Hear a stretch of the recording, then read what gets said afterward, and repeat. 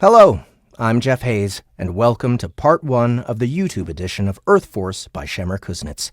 If you want to skip straight to the show, you can find the beginning on the timeline or in the time codes in the description of this video. I'm proud to present this third full YouTube edition of one of our productions, but instead of a classic audiobook, this time we're making Earth Force available in cinematic audio format. Earth Force was one of our first cinematic audio productions to be featured on the original Soundbooth Theater app. It was available immediately upon launch, and since then, we've released all 3 books in full cinematic audio, available in 3 full seasons. Shemer Kuznets is one of our best authors, and we at Soundbooth Theater started working with him on his big LitRPG hit, Life Reset. Featuring a goblin main character and focusing on a town-building mechanic, Life Reset was one of the top titles in the genre for years. Having found interest in sci-fi, Earth Force is Shemer Kuznets' foray into incorporating the popular sci-fi video game experiences of the time with LitRPG, and what a journey he's taken us on. Shemer cites Mass Effect as a big influence on the plot structure and aesthetics of Earth Force, and in it, listeners will find the dynamics of a small, diverse, tight-knit crew that often underlies the most impactful sci-fi shows and movies. Not only does the crew level up in their own abilities, but their ship, Unity, also gets upgrades and levels, harkening back to video games like FTL. The setting of Earth Force gave us at SBT a fantastic opportunity to draw on our myriad sci-fi influences to both create the environment of a tactical spaceship crew and to work on monster sounds, combining recordings of animals, custom vocalizations by myself, and digital sound effects to create a disturbing and unique hybrid to represent the warped. Earth Force features a brilliant blockbuster score by Aaron J. Morton, amazing and evocative sound design by our lead engineer, Ahmed Mahmoud, and the very first of our productions to utilize a full cast recorded together in real time, including Annie Ellicott, Dory Sachs, Justin Thomas James, and more. This makes Earth Force stand out as one of our most rich cinematic audio experiences. Starting today and over the next 3 weeks, we'll be releasing the entire first season of Earth Force here on our YouTube channel. Be sure to like this video and subscribe to this channel if you don't want to miss out on more. If you listen through this one and can't wait to find out what happens next, if you appreciate what we do enough that you want to show more support, you can go straight to the Soundbooth app and pick up the whole series. Look for a link in the description of this video. There are 3 seasons total in full cinematic audio, and there's also 3 classic audiobooks narrated by myself, available directly from Soundbooth. Thanks so much for listening, and I hope you enjoy the cinematic audio production of Earth Force by Shemer Kuznets. Soundbooth Theater presents an introduction to the cinematic audio version of Earth Force, written by Shemer Kuznets. Featuring Annie Ellicott, Dory Sachs, Justin Thomas James, and Will Watt. Sound design by Ahmed Mahmoud. Music by Aaron J. Morton. Narrated and directed by Jeff Hayes.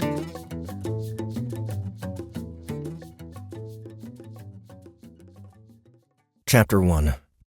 A Chance Meeting.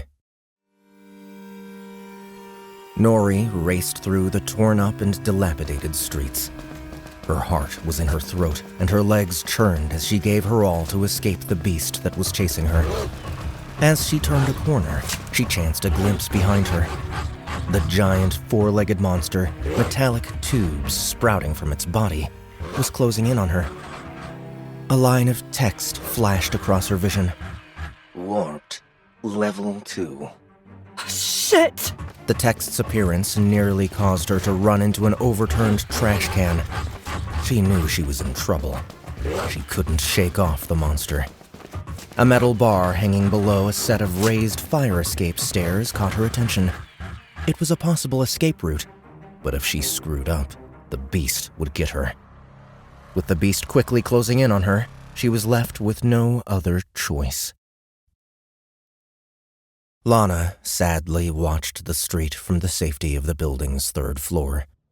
A tanned woman with dark blonde dreadlocks was being chased by one of those creatures.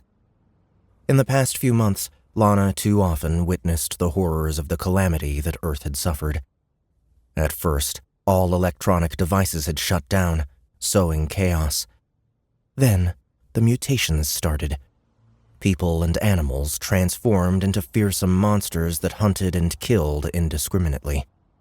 All attempts to fight against the new threat had failed as the monsters proved nearly immune to every type of weapon. The collapse of what remained of civilization was quick to follow. Lana sighed as she watched the warped monster closing in on the woman. It looked like it was going to catch her right below the window. At least Nathan's not here right now to see her dying. The poor guy has been through enough, she thought. As the running girl and the pursuing monster got closer, 2 lines of text flashed in front of Lana's eyes. Nori, human, level 0. Warped, level 2. Lana closed her eyes. One of the changes brought on by the tech was the ability to view simple information on anyone they met. This was both a blessing and a curse. You always knew the names of the people you watched getting slaughtered. A metallic howl drew her attention back to the street. Lana frowned. What the hell is she doing? Nori changed her course and was running straight towards the wall under her window. Lana's eyes widened. The woman had given up her small lead. Is she trying to get herself killed faster? The monster was about to corner Nori. The woman looked fit and athletic, but she was no match for a warped. In the 6 months since the creatures had first appeared, to her knowledge, no one had managed to kill one. Lana's hands flew to her mouth as the monster leapt, its maw wide open and its metallic tentacles pointing forward, aiming to tear apart the woman's flesh. But things didn't turn out as she expected. At the last possible instant, just before the monster's jaws closed on her, Nori launched herself forward. Both her palms reached for the ground while her left leg came around to compensate. The maneuver was smooth and flawless, putting the woman's entire weight and momentum into a single spinning kick. Her heel smashed against the side of the leaping monster's jaw, and the 100-kilo beast was sent flying, crashing against the wall. Before the creature could recover its wits, Nori ran toward it and leaped on its raised muzzle, using it as a platform to reach high and catch a metal bar 3 meters off the ground. Making use of her momentum, Nori launched her body higher, caught the edge of the raised fire escape, and pulled herself upward. The woman leaned against the wall, breathing hard, though her eyes never stopped scanning for threats. Her eyes locked onto Lana's astonished gaze on the other side of the window. Hardly daring to believe her eyes, Lana's hand moved to the window latch and pushed it open. Come in, quickly! She urged the tall woman. Nori narrowed her eyes as she took in the sight of the raven-haired girl. Seeing nothing suspicious, she climbed through the window, leaving the warped to howl on the street. Anyone else with you? The tall woman's eyes darted around, taking in the room. Everything was a mess. Trash littered the floor and furniture was spread haphazardly across the room. Just my friend Nathan. He went out to bring us something to eat. Nori studied the other woman closely. The woman was younger and shorter than her and wore baggy clothes. She looked ordinary, but there was a glint in her eye that spoke of friendly optimism. That won't last, she thought bitterly. Nothing good will last in this broken world. Unlike Nori's calculating look, Lana's expression was full of wonder. For her, the athletic woman with the dreadlocks was something out of legend. She braved the streets on her own and managed to escape one of the warped. She even kicked it in the face. I like your tan. Nori ignored Lana's admiring gaze. I wouldn't mind something to eat as well. I've been running on empty for a while now. A disappointed howl came from outside, followed by the heavy steps of the monster as it ran away, looking for easier prey. The door opened suddenly, revealing a young man, hardly more than a boy, holding a small pack of Cheerios. When he saw Nori standing next to Lana, he took a step back, his eyes wide in fright. Nathan, wait! It's okay! Lana said hurriedly. This is Nori. She's nice. She just escaped one of those monsters. and she's hungry. We can spare some food, right? The teenager halted his retreat and looked at the tall woman with apprehension. Then he looked back at Lana and nodded. Great! The woman beamed. Nathan says we can spare some for now, but we'll have to go look for more later. Nori frowned. You got all that from the nod he gave you? Uh-huh. Oh, yeah. I sort of learned to understand what he means, you know? She motioned to the man to sit. Poor Nathan isn't doing very well. I think he saw something horrible before we met that traumatized him. He's sort of withdrawn into himself. He doesn't speak and he's wary of strangers. Nathan was 16 years old and one of those bright, reclusive teenagers who skipped high school and got straight into a college. Although he was one of her classmates, they had hardly ever spoken before the calamity. But that was before their world got turned upside down. Before the tech. Now, she and Nathan were the only ones left on the campus. Everyone else had either evacuated to one of the fortified shelters or had been caught by the roaming monsters. They were alone, depending on each other for survival and comfort. Somehow, despite the danger, they had managed to endure unscathed. How have you two survived on your own? Why didn't you join one of the shelters? We tried going there once, but Nathan's too uncomfortable around other people. On the other hand, he's amazing at finding us food and keeping us hidden. So we make do. But why stay on campus? There are better, more secure places.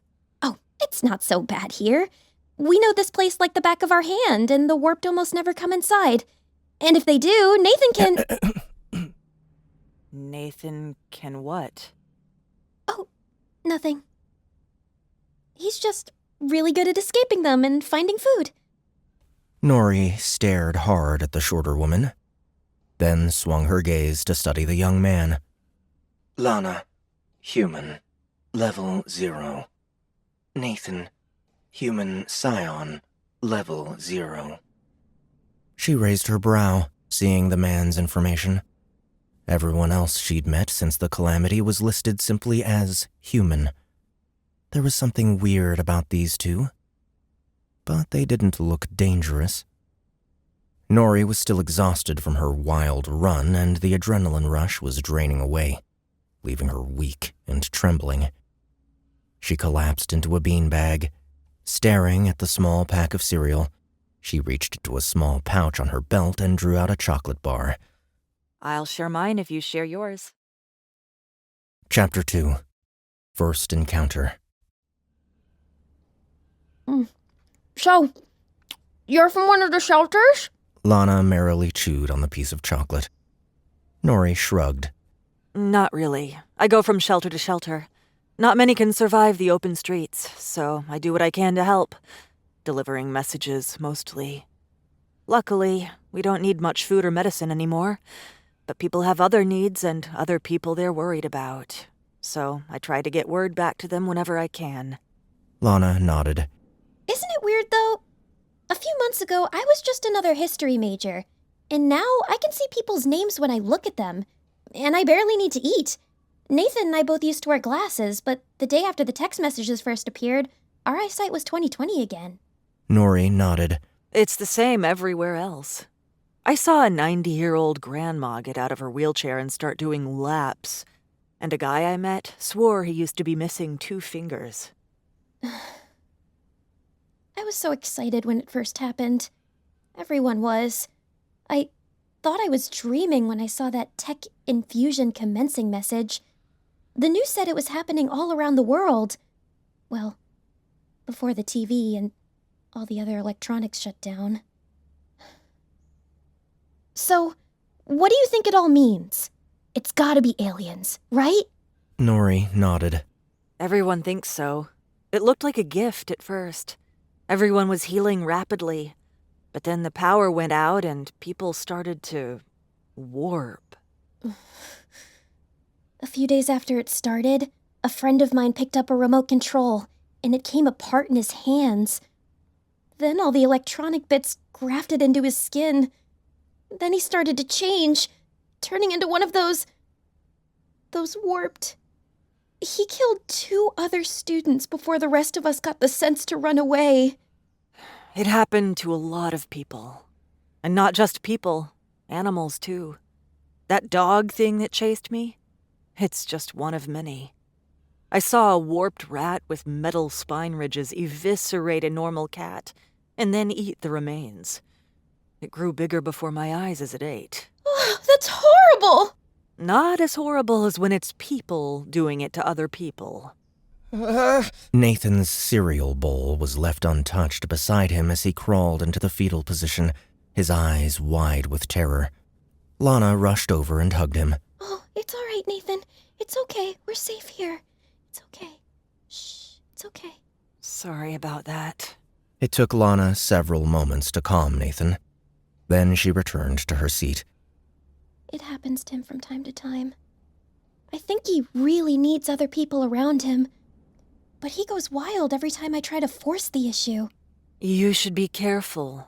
It's not just the warped that are dangerous out there. There are a bunch of gangs out on the streets as well. They are dangerous. Almost as much as the warped. The streets?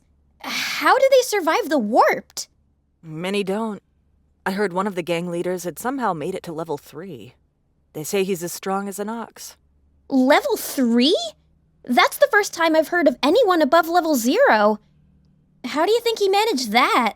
I think he must have found a way to kill the warped. The interface we all suddenly have looks a lot like a computer game. If we have levels, it's reasonable we can gain experience to raise it. And every game I have ever played awarded XP for killing monsters. As for how he actually managed to kill one, I have no idea. I saw a policeman empty his shotgun at a warped person, but the wounds just immediately healed. Even the head wound.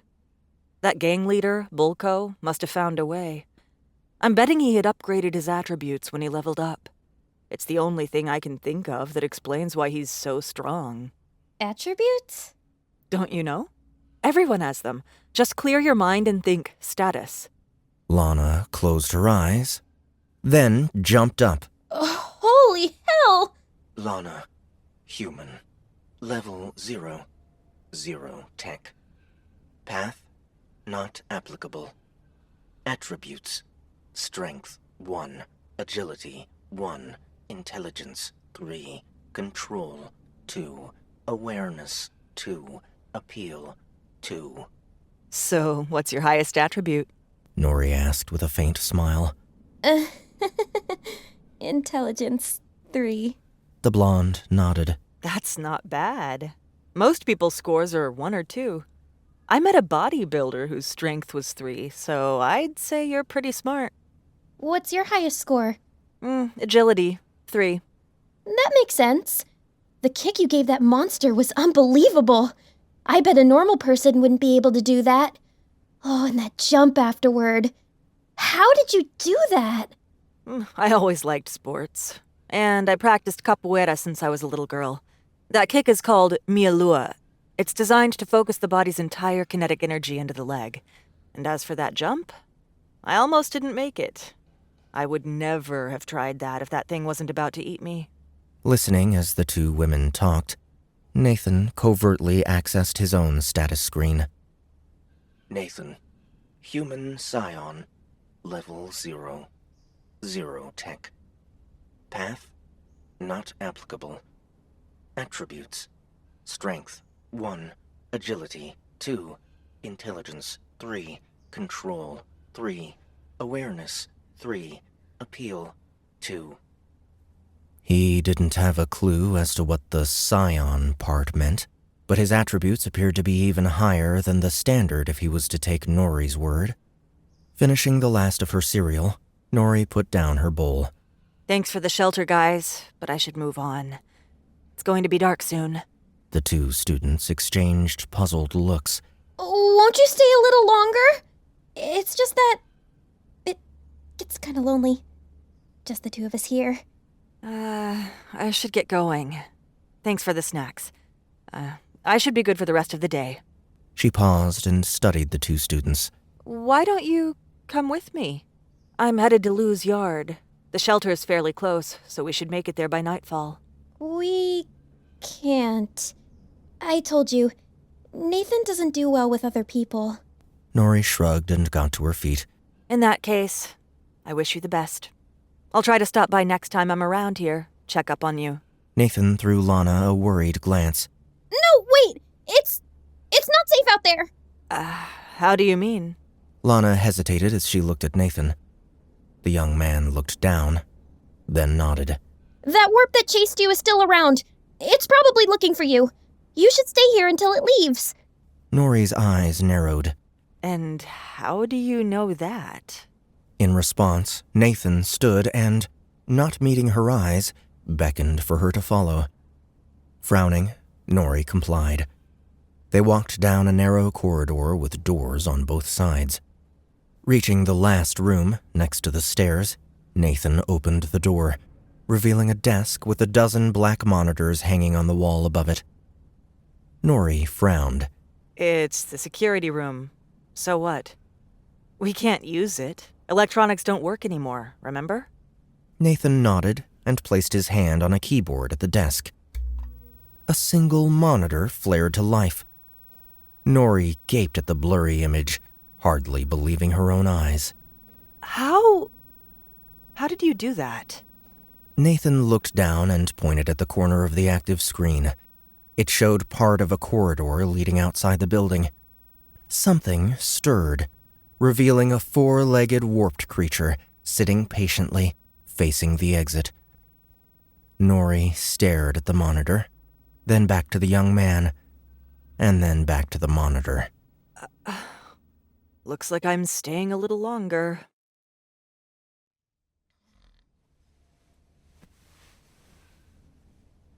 So, I gave it a lot of thought. Lana said after covering herself with a tattered blanket. It should have a purpose, right? I mean, everything that happened. It can't all just be a meaningless catastrophe.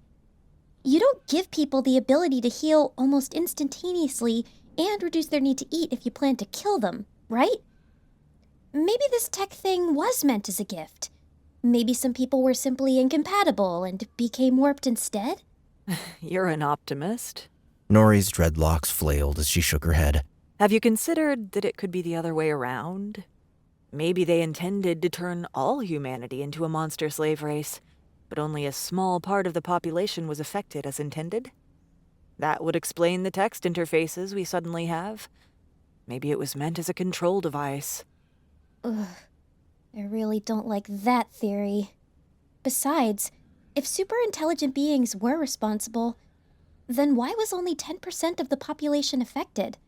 Why keep the rest of us? Everyone's gotta eat. Lana threw a quick glance at Nathan, but the young man was already asleep. That's a pretty horrible idea. Think about it. We barely need food, but those creatures eat everything they manage to get their claws on, and it makes them bigger. From where I'm standing, it looks like the Earth has turned into their feeding ground. I think I like my theory better. Lana said. I like your theory better, too. Good night. Good night. Ah! What was that? Sounded like a sonic boom. The tall woman stepped to the window and eased the curtain aside. Then she simply stood there, gazing out into the night sky. What do you see? Lana approached and looked out. Her jaw fell as she saw what was on the other side. A huge ball of fire was descending from the sky. Despite the flames, it had a distinct, artificial shape. It's A spaceship. Looks like everyone was right. It's aliens after all. But why is it burning? I don't know. It shouldn't be from entering our atmosphere. It's too low for that. She followed the descending ship. Then her eyes widened. It's heading this way! The ship devoured the last few hundred meters within a second or two and hit the ground. The earth-shattering impact threw them all to their knees as chunks of stone and dust fell from the ceiling. Everyone okay?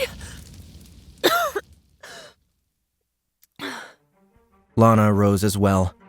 There was an open, oozing gash on her forehead. Shit. Here, Press this. Nori put a clean cloth on the bleeding wound. Thanks. Nathan, are you alright? The young man nodded, though he looked pale. What was that? Did it hit our building? No chance. If that thing hit anywhere near us, we'd all have been incinerated by now. Nori moved to the window. Oh, wow. It looks like it landed in the square at the end of the street. It looks mostly intact, but it's still burning. Lana and Nathan hurried to the window. Sure enough, farther down the street, where a large square with shops once was, now lay a huge piece of flaming metal. So, a spaceship, eh? Lana tried to smile. The impact destroyed everything around the square. I just hope no one was around. We should check it out. What? Lana took a step back. You want us to go out in the middle of the night to investigate a spaceship? An alien spaceship? If not us, someone else will. And around here, the gangs are the only other ones who dare to go out on the streets. It's pretty close. We can make it there and back before anyone else gets there. It only takes a second for the warp to kill you. Suit yourself. I'm going out there. Nori put on her jacket and fastened her shoelaces. The two students looked at each other for a long moment. Then the girl's shoulders slumped. Wait up. We're coming too. Nathan, are you sure it's safe going out from here? Nori whispered, looking through the cafeteria's service exit. The man nodded at her and offered a faint smile. Nathan thinks there are no warps nearby. Lana whispered back. As long as we stay away from the main entrance, we should be fine. Then follow me. Quietly. The tall woman led the two students through the broken streets, taking cover whenever she suspected danger was nearby. A few minutes later, they were halfway toward the downed spaceship, and the square was well within their sight. Oh, that's not good. 4 monsters were circling the spacecraft. 3 of them looked like the dog variant, with metal tubes and spikes growing everywhere from their bodies. But the 4th one was different. The last warped looked like a giant humanoid, standing at least 2 meters tall. Metal plates covered its legs and arms, and its head was grotesquely misshapen. A strip of metal covered the place its eyes should have been, and there was no nose. There was a mouth, though. An unnaturally large mouth. Nori narrowed her eyes as she observed it closely. Warped. Level 4. The spaceship itself looked like a metal rectangle with a pointy front and a cylinder mounted on top, like something a kid with building blocks would make. It was huge, though, at least 30 meters by 20. The fire was gone by now, but the hull still emitted heat that scorched the nearby vegetation.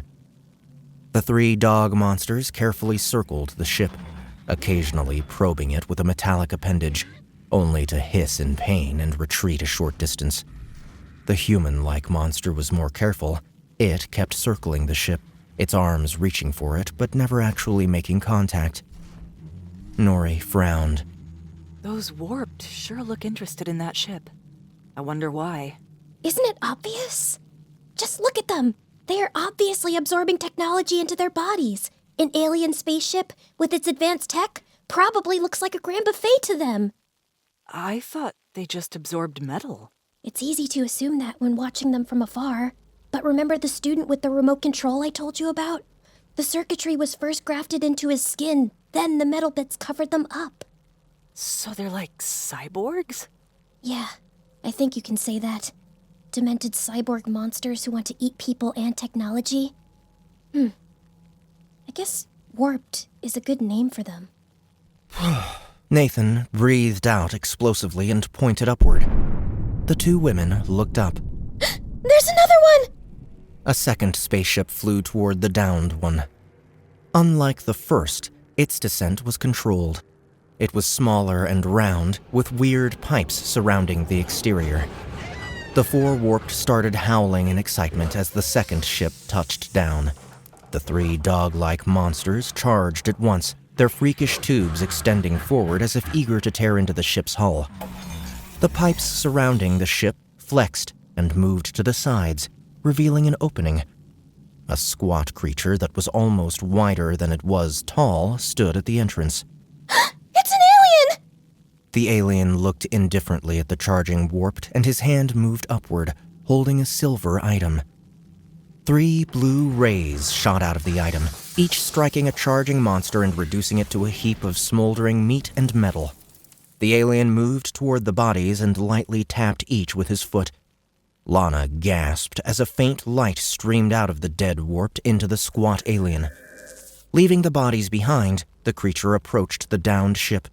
The warped aren't healing. Nori whispered, her eyes narrowing at the silvery weapon. If we had that guy's gun, we could make the streets safe again. I don't think it's a good idea to try and take it from him. He might not like it. We might not have to. Look behind the ship. Lana followed Nori's finger, and her eyes widened as she spotted the human-like warped. It was quietly making its way around the ship, putting it between the alien and himself. It's trying to sneak up on him. Looks like it. It's much smarter than the dogs, and it probably weighs 4 times more than the alien. If the little guy doesn't see it in time, he's going to have a really bad day. We've got to do something! Nathan shook his head firmly. He's right. Everything that's going on is way out of our league. All we can do is watch. They continued watching as the alien got closer to the ship. The warped was meters away from him when the alien tapped the hull. A platform extended outward, revealing a doorway, and the alien promptly went inside. A moment later, the warped reached the entrance and looked hesitantly at it.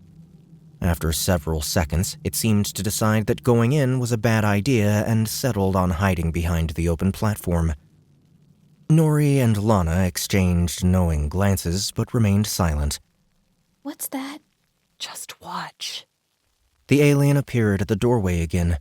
He had managed only a few steps before the human-shaped warped charged him. The alien wasn't holding his gun, and there was no way he could take it out in time. Lana's mouth opened in horror at the imminent carnage, and Nathan's face became deathly pale. But things didn't unfold as they expected. Just as the monster was about to grab him, the alien whirled around holding a short club. There was a flash of light, and the warped was sent flying, crashing against the ship's heated hull. It fell to the ground and stayed down, its skin smoking. Lana's mouth and eyes were as big as saucers. How did he do that? Look at him closely. Cordlin. Level unknown. I can't see his name or level. He must be masking the information, or perhaps he's just too high level for us. Either way, it's clear he's much stronger than he looks. The alien looked back at the downed monster and took a step toward it, lifting his club. His own spaceship thrummed to life and started hovering a few centimeters off the ground. Seeing that, the alien abandoned his prey and ran back to his ship. The pipes shifted again, closing the entrance behind him. Then the ship took off slowly, hovering above the downed one. Several cables extended, connecting to the cylinder on top of the downed ship. The ship flew upward, and the entire cylinder was hoisted away from the downed ship. So that's what it's all about. Lana gave her a questioning look. This guy wanted the first ship's cargo. They probably shot it down and came down to retrieve their haul. Why do you have to be so pessimistic? It could be that the two are working together and the alien came to their rescue. No, the 2 ships are of completely different designs. The first one was on fire when it got down, while the other wasn't, suggesting it was shot and forced to land. I'm pretty sure we just witnessed a space heist. Huh. It's comforting to know that the rest of the galaxy is just as depraved as we humans are. I don't know about that. Even if you're right, it doesn't mean all other aliens are like that. If they're really like us, there'll be good and bad ones. So, now what? Nathan rubbed his hands and pointed at the ship. He looked animated, and his eyes were full of excitement. The kid's right. That alien left the door wide open. I, for one, always wanted to see the inside of an alien spacecraft. But it could be dangerous. You can stay here if you'd like. Lana and Nathan exchanged glances. The young man gave her an apologetic look and hurried after the tall woman. Lana sighed and got up. Wait up for me! Chapter 3. Level Up. The three companions crossed the demolished square towards the downed ship. As they approached, they could clearly see the mangled form of the warped that had been clubbed by the alien. Lana grimaced at the sight, then raised her hands to shield her face. The ship's still hot. Everyone walk back, nice and easy, Nori said with a casual tone. Why would we... Lana lost her voice when she followed the taller woman's eyes. The warped was moving. Apparently, the blow it received wasn't enough to finish it off. Metal wires were crawling over it, patching back up skin and metal. The three retreated quietly. Then, once they put enough distance between them and the creature, they turned to run away. A second monster came into view, jumping on top of an overturned truck in front of them, blocking their path. The thing had a human torso with the lower body of a metallic spider. Nori sharply pulled back the two stunned students. Run! Run to the ship! The spider monster easily jumped to the ground and started pursuing the running humans. Its own human arms extended toward its would-be victims, and a look of desperate hunger was plastered on its face. Run faster! The three ran past the human-shaped monster, which was still piecing itself back together, straight into the open doorway. Close it! Close it! Lana shrieked as the spiderish nightmare drew closer and closer. Nori feverishly looked for the door controller. There were a few lever-looking things, but nothing she tried worked. Meanwhile, the spider was getting closer. 10 meters. 8. 5.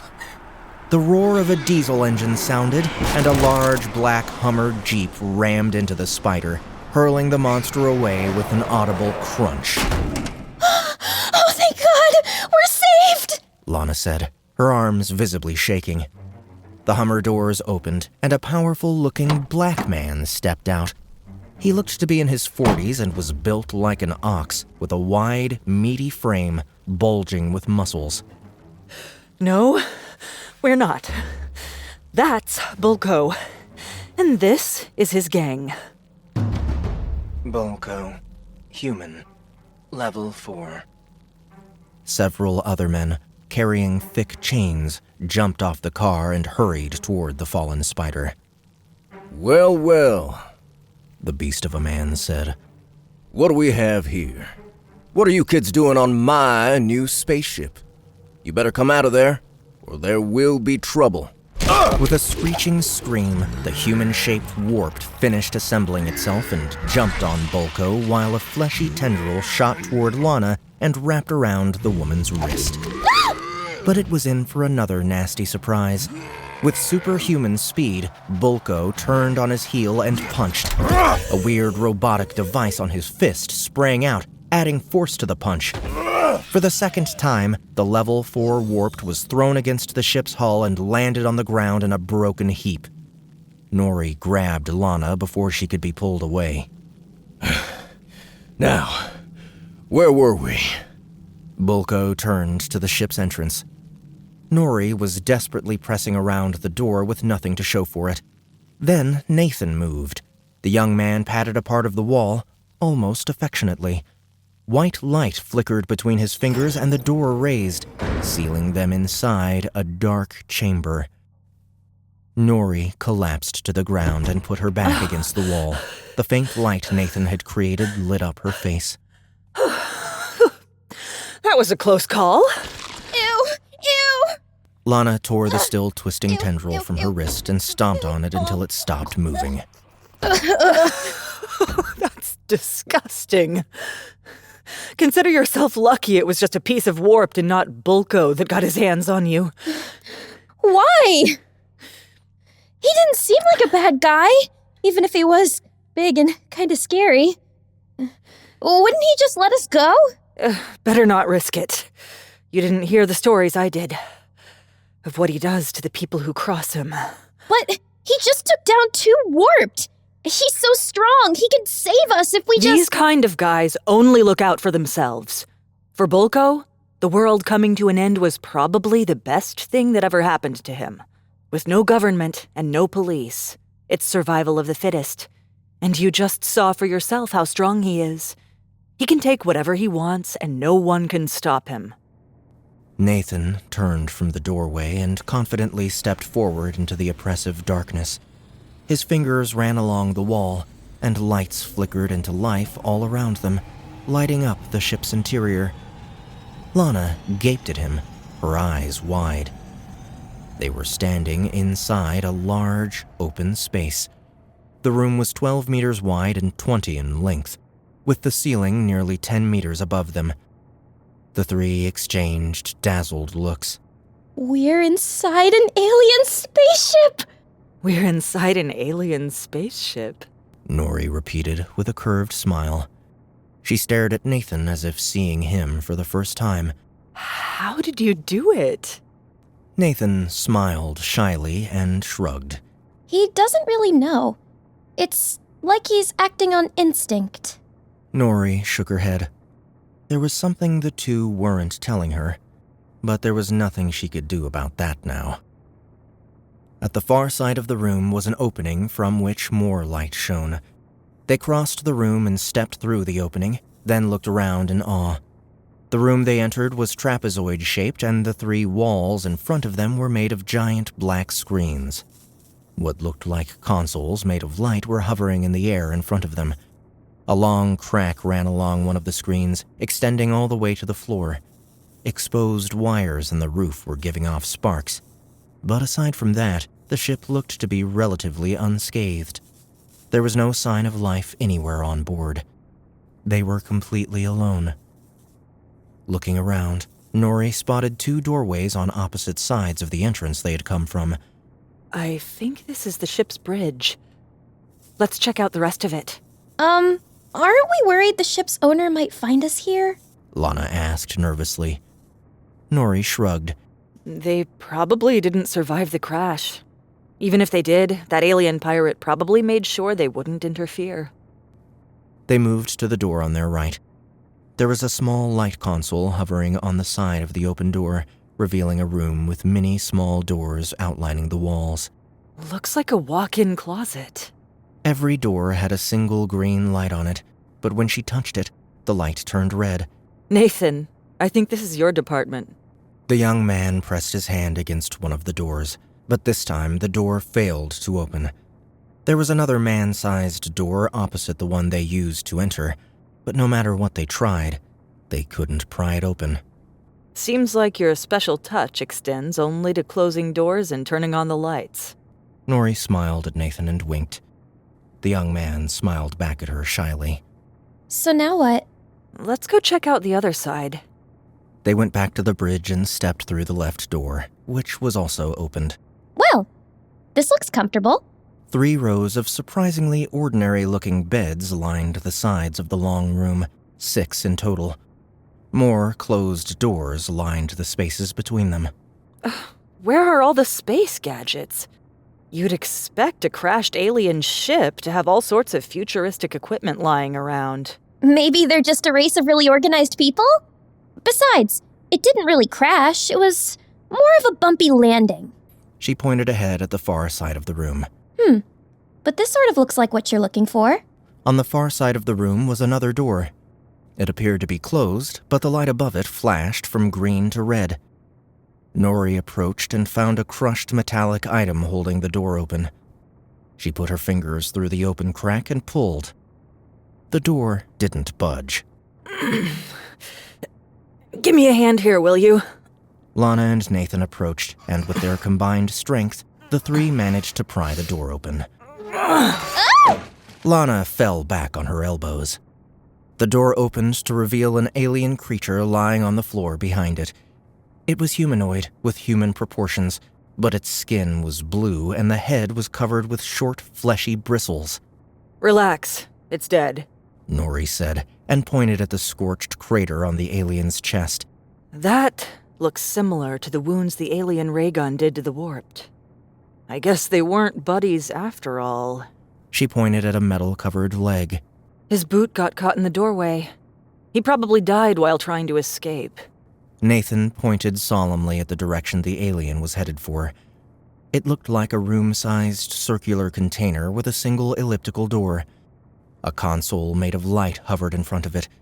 The young man moved ahead and touched the console. A chime sounded, and the console flickered red.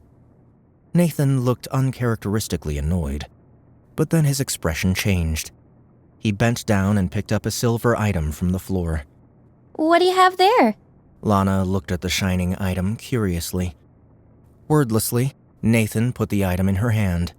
It was narrow and had two extending tongs reaching together into a pointy end. A crossbar extended between the tongs. Lana reached for the item, her fingers grabbing at the bar. What happened? It grabbed me! Nathan bent down, picking the item up again and offering it to the tall woman. As soon as Nori's fingers wrapped around the item's grip, two more tongs extended from the flat side of the items, gently securing it to her arm. A message flashed across Nori's eyes. Disruptor. Rank F5. Prerequisite Level 5. It's a weapon. Nori examined it closer. The grip was a bit large for her hand, but it was nearly weightless, so she had no problem wielding it with one hand. Nori tested its balance, aiming the pointed end over the walls, then frowned. There's no trigger. Nathan made a gripping motion, and Lana nodded. You probably have to be level 5 to use it. Just my luck. Nori tucked the disruptor into her belt. Then she bent down next to the corpse and studied it carefully. What are you doing? Lana's voice rose by an octave when she saw the taller woman reaching toward the body. Looking for something we can use. Some sort of alien tech, or maybe even this thing's car keys. Her fingers lightly brushed against the corpse. A stream of light flowed from the body and into her arms. Nori gasped and snapped her arm back, breaking the flow of light. What happened? What was that light? I'm not sure. I received several text messages when I touched it. It caught me off guard. She closed her eyes and concentrated, and the messages flashed again in front of her eyes. In Thidlon, Level 6, dead. Tech extraction commencing. Divide to party members. Well? It looks like the dead alien was level 6, and I'm being offered the tech he contained. Isn't it like stealing from the dead? I wasn't asked for my opinion, it just started on its own. Might as well go along and see what happens. Nori directed her thoughts at the last message. Yes. The stream of light started again. It poured out of the alien body, through Nori's, and reached out to Lana and Nathan, disappearing into them. Nori's eyes became distant as she read the next lines. Extracted 5 tech.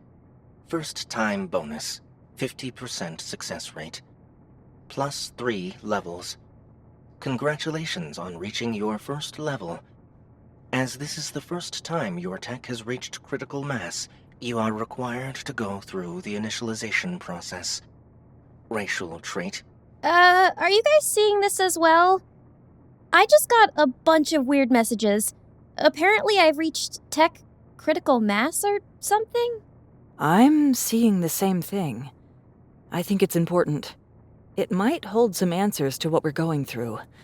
We're safe for now, so let's take the time to go through everything carefully. The tall woman turned her attention back to the hovering lines of text. Racial traits. Human. 8% Relict compatibility. Select 1. Attribute boost. Plus 1 point per level. Level suppression. -2 level prerequisites. Tech infusion boost. Plus 5% tech infusion. Base 10%. It says I have an 8% Relict compatibility, whatever that is, and it's asking me to select a racial trait. What should I do? Same here. The attribute boost is tempting. I'm pretty strong, and my strength attribute is only 2. If we get a free point every time we level up, it could make us incredibly powerful. I'm betting Bulko put everything he had into strength. That would explain how he was able to send that giant warped flying with only his fist. Nathan shook his head firmly. Nori frowned. You disagree? The young man nodded. I think I know what he means. The extra point sounds good at first, but it could have a diminishing return. It really depends on how many levels you can get. Even the alien was only level 6, so it probably means gaining higher levels is very difficult. For all we know, there might be a maximum level cap, or maybe the points lose their value after a certain threshold. Nathan patted Lana's shoulder in approval. I guess it's possible. And regarding the level suppression trait, I think I've got a pretty good idea what that means.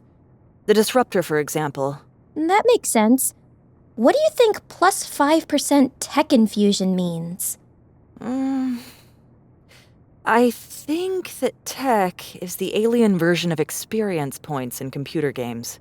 Once you have enough XP, you level up. So with a 5% increase... You would level up faster. That's what I'm thinking. I think I'll go with that. Sounds like faster leveling will partially include the benefit of the 2 other traits.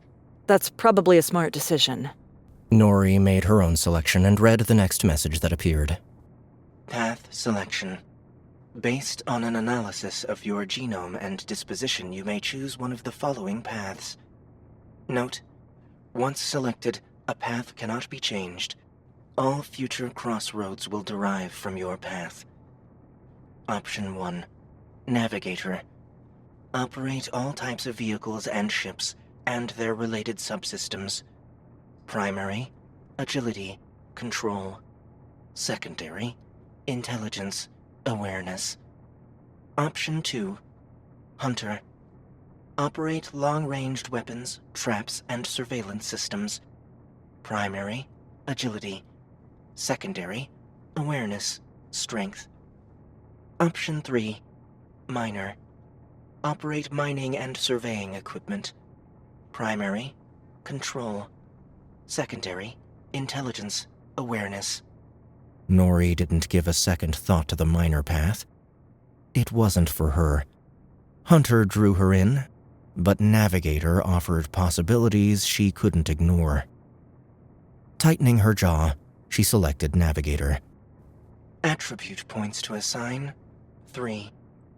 Pursing her lips, Nori put 2 points into control and 1 into agility.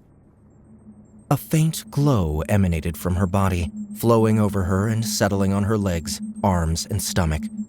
Her eyes opened wide as information flooded her mind, nearly overwhelming her senses while her muscles tensed and shifted beneath her skin. The flow ended almost as soon as it started, leaving her feeling woozy, yet somehow energized. She opened and closed her fists, and a sense of power washed over her. Grinning to herself, she accessed her status. Nori, human, level 3, 5 tech. Path, navigator, score 10. Attributes: strength 2, agility 4, primary, intelligence 2, secondary, control 4, primary, awareness 2, secondary, appeal 2. Conditions: level suppression -2. I'm done. Nori declared and turned to look at her companions. Both were standing with their eyes closed, deep in concentration. What should I choose? Path selection. Based on an analysis of your genome and disposition, you may choose one of the following paths. Note: once selected, a path cannot be changed. All future crossroads will derive from your path. Option 1. Watcher. Operate surveillance and communication systems. Primary, awareness. Secondary, intelligence. Option 2. Berserker. Melee fighter that revels in the blood of its victims. Primary, Strength. Secondary, agility. Option 3. Expert. Operate communication and analytical systems, including science subsystems. Primary, intelligence, awareness. Secondary, control, appeal. Lana stifled a nervous laugh as she read through the berserker description. A fleeting image of her standing in the middle of a blood-soaked battlefield flashed through her mind. She shuddered, then took a closer look at the other two options. Watcher sounded boring, and having to rely on only 2 attributes looked suspicious. Expert, on the other hand, sounded right up her alley. Lana made her selection, and a new message appeared. Attribute points to assign, 3. That was easy. As her new path's primary attributes were intelligence and awareness, she increased both to 4. Lana, human, level 3, 5 tech. Path, expert, score 10. Attributes, strength 1, agility 1, intelligence 4, primary, control 2, secondary, awareness 4, primary, appeal 2, secondary. Conditions, tech infusion boost plus 5%. All done! Lana looked up smiling, but her face fell as she saw Nori. The other woman was staring at Nathan, concern written all over her face. Nathan found it hard to breathe, and beads of sweat covered his forehead. Whatever the tech infusion did to him, it was profound. He could feel every fiber of his being affected, rewritten. He gritted his teeth and turned his attention back to the hovering messages. The best thing he could do was to finish the process as quickly as possible, then maybe he could breathe again. Racial traits. Human, Scion, 16% Relict compatibility. Existing trait found, universal potential. Grants plus 5% tech infusion, plus 10% to total score. Path selection. Unlocking restricted paths. Note, once selected, a path cannot be changed. All future crossroads will derive from your path. Option 1. Overlord. Command lesser beings and bend them to your will. Primary. Control, intelligence, awareness, appeal. Secondary. Agility, strength. Option 2. Technomancer. Interact and control all types of technological systems. Primary. Control, intelligence, awareness, agility. Secondary. Strength, appeal. There was no doubt in his mind what to pick. Even before the calamity, Nathan was never really comfortable with other people. He could never envision himself leading or commanding others. Clenching his teeth and feeling like he was about to be pulled apart, he made his selection. Light shone out of his body, streaming toward his temples and forearms. Nathan sighed in relief as the pressure inside of him eased. Attribute points to assign, 3. He quickly redistributed the points he was given, then checked his status. Nathan, human Scion, level 3, 5 tech. Path, Technomancer, score 17. Attributes, strength 1, secondary. Agility 2, primary. Intelligence 4, primary. Control 4, primary. Awareness 4, primary. Appeal 2, secondary. Conditions, tech infusion boost plus 5%.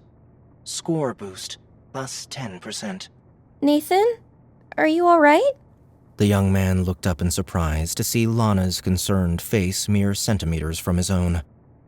He took an involuntary step backward and nodded. Lana looked unconvinced, but let the matter drop. She turned to the other woman. So what path did you choose? I had a tough choice between a hunter, which specializes in long-range weapons, and a navigator. I went with navigator. Lana looked at her as if disbelieving what she heard. Then she bit her lower lip. I know I don't know you very well, but hunter sounds more like your thing. Nori's face hardened. I'd go with that, except I don't see any alien long-ranged weapons lying around, do you? Besides, we have something better than weapons. She tapped on the wall appreciatively. It might be a long shot, but I was hoping choosing Navigator will let me operate this baby. If we have an alien spaceship at our disposal, surviving this new Earth is going to be a lot easier. That sounds reasonable, but I was kinda hoping your new path would give us a way to get rid of those horrible warped. I'm afraid my path, expert, has no combat capabilities, so I would be pretty useless in a fight. She clenched her jaw. She would never, ever mention that berserker path to anyone. Ever.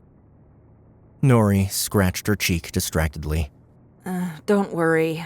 That's why I selected the level suppression trait. Lana gaped at her. You did what? But the tech infusion boost was way better. It was better in the long term. But our immediate needs take precedence. She drew the disruptor from her belt and held it firmly in front of her. Disruptor. Rank F5. Active. Looks like it worked. The prerequisite is gone. She said with satisfaction and pointed the weapon at the faraway wall. Don't worry. I'm not going to shoot inside the ship. She said as she saw Lana's alarmed expression. I'm just getting a feel for it. Nathan approached Lana and tugged at her sleeve, pointing at the alien's corpse. A teardrop-shaped gem had appeared on its torso. The two women exchanged looks. Then Nori bent and picked it up. Tech 5,600. What the hell is Tech? Huh. Sounds similar to tech. Maybe a sort of subtype. Maybe try infusing it and see what happens? Nori contemplated the small gem in her palm, then shook her head. Better not risk it. As far as we know, doing that could be lethal. She placed the item in her belt pouch. Now what? Suddenly, the green light that illuminated the room turned blue.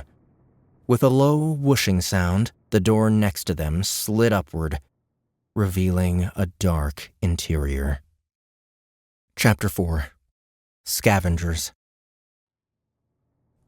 The two women stared at Nathan as he withdrew his fingers from the light console. Nori looked at him with a frown. How the hell did you do that? Nathan smiled faintly and shrugged. The dark-haired woman moved next to him and put her hands on the console. Prerequisite unmet. Expert level 10. I need to be level 10 to use this console. Let me try. Nori moved next to the shorter woman and touched the console. Shuttle Bay console. Close door. Initiate launch protocol. It's a shuttle bay. How can you tell? Lana asked. I have access to the console. I can give it commands. But it doesn't make any sense. Even with your level suppression bonus, you'd still need to reach level 8 to use that thing. Nori concentrated on the console in front of her and a new message popped up. Access granted. Navigator score 5.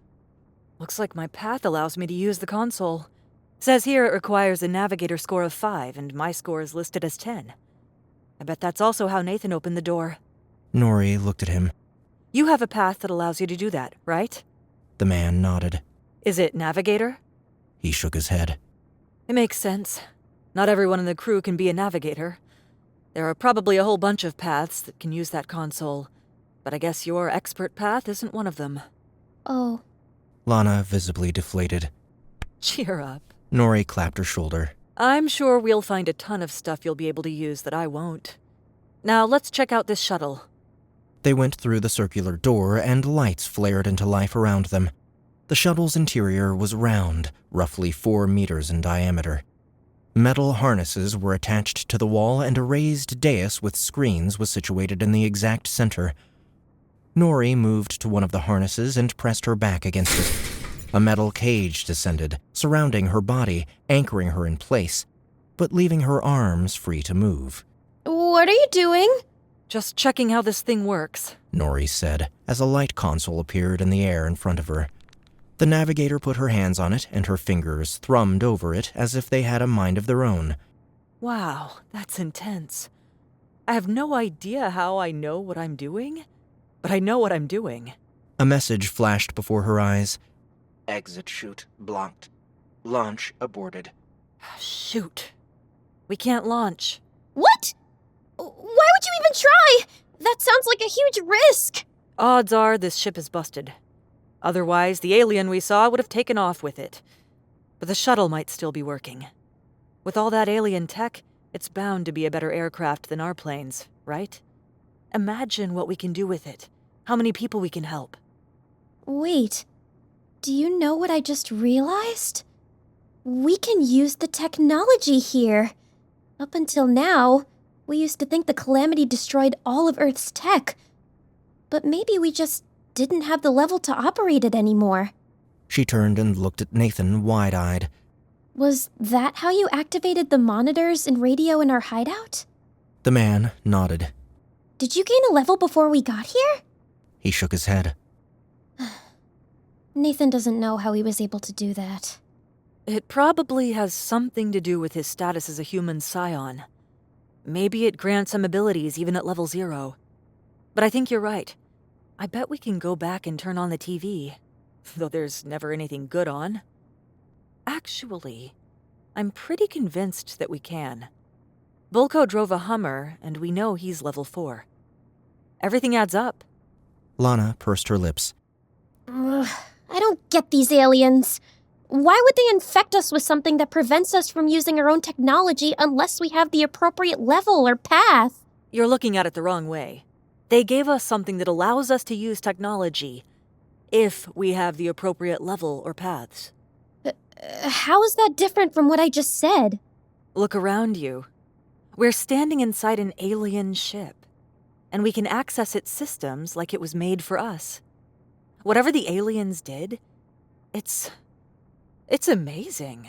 It makes different types of technology accessible by anyone, pending a small prerequisite. I'm leaning more toward the gift theory now. Maybe. So what do we do now? Let's take a closer look at the main bridge. The three walked back to the bridge, and Nori approached one of the light consoles. Her fingers tapped on the holographic keys, seemingly on their own, and lines of text ran across her view. It's like I figured. Nori said after several long minutes. The ship is busted. I can't understand most of what I'm getting here, but it looks like the engine is damaged and the primary power source is offline. We're operating on auxiliary power right now. It should last a while since we're not flying. This ship has no external weapons. It's just a freighter. Any information on why it's here? What race built it? Or who's the dead alien we found? I'm not sure. Whatever I just did, it was more like operating on instinct. There is all sorts of extra data here, but it's like I have to access it consciously, and I don't know how to do that. Why don't you give it a try? Me? You're the expert, aren't you? I guess. It's easy. Come on. Just put your hands on this thing. Nori stepped back, and the console's light dimmed slightly. Lana stepped forward and timidly put her hands on the console. As soon as she did, her mind filled with data and knowledge, far more detailed than the simple text that imposed over her view. Oh, wow. Cool, right? Nori's lips curved. Lana's fingers started zooming on their own, and the console keys changed colors as she pressed them faster and faster. This is so cool! This ship is a Gretka C9 type. And you were right. It's a freighter. It was built by the... Infidlon. That's the same race as the corpse we found. A three-dimensional image flickered to life next to the woman. It looked like the corpse they found, only this one stood tall and proud with its arms spread to the sides. The image rotated slowly, showing more of the short, fleshy bristles growing all over its body. How did you do that? As you said, I'm the expert. I think I'm going to make that my new catchphrase. Anything else interesting? I can access the ship's main logs, but it's weird. There's nothing on it. It's like it's been scrubbed. Wait a minute. The navigator frowned slightly as Lana closed her eyes, her hands still hovering over the light console. I'm getting an option from my path to recover the last entry. I'm going for it. Several long seconds passed. Then the expert's eyes flew open. It worked! What have you found? The captain, his name is too hard to pronounce, and several others like him, received 1 billion Pytech each to, and I quote, infuse the 3rd star of the Helios system. There's a progression indicator here. It says he only used 99% of the cargo. Pytech? You mean the stuff that came out of his body? I guess?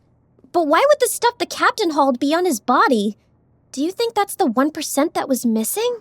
No. We only got a few thousand Pytech out of him, so I'd say it's safe to assume that's not where he stored the 10 million the logs claimed were never used. But I think we just discovered an important piece of the puzzle. What piece? The reason why this ship was shot down in the first place. Remember that mounted cylinder the other ship took from this one? I'm betting that's where the Pytech was stored. Someone wanted to rob the Pytech the captain saved for himself. There's just more and more questions. I can't find any other information on this thing. I wish there was an alien version of Wikipedia here. She withdrew her hands from the console. Now what? As if to answer her question, Nathan approached the console. As soon as he put his hands on it, a series of clicks came from the first room they checked and the light within turned blue. Nathan? Did you just unlock all the doors in that room? The man smiled shyly and shook his head.